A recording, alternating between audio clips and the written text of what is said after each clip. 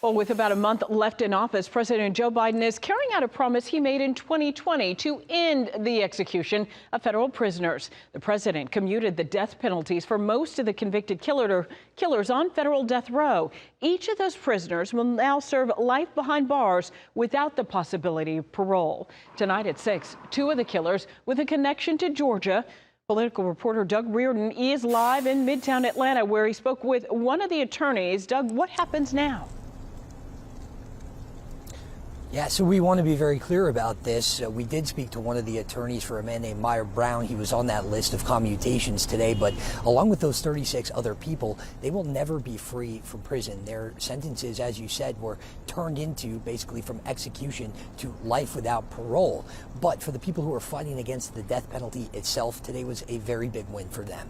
It's a great Christmas present. For Atlanta-based attorney Jeffrey Ertl, I was almost in tears. Monday came with good news. 2 days before Christmas, he learned that two of his clients, one in Virginia and one here in Georgia, are no longer on death row.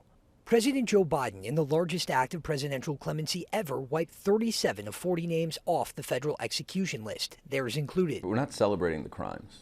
We're celebrating that we're not taking more lives. Ertl's client, Meyer Brown, was convicted of killing a postal worker in Liberty County in 2002. What people need to know is they're humans, too.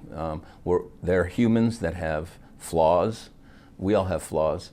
Sometimes theirs are more compounded. There are so many things that are wrong with the death penalty system. Joya Thornton is executive director of FLOC, Faith Leaders of Color Coalition. For 2 years, they've been lobbying Biden to move away from the death penalty, even visiting him at the White House. We brought victims' family members who often disarm that argument that victims are seeking death for their families, but that is quite the contrary. Thornton also notes that this year marked the 200th case of a death row inmate being exonerated after being later found innocent.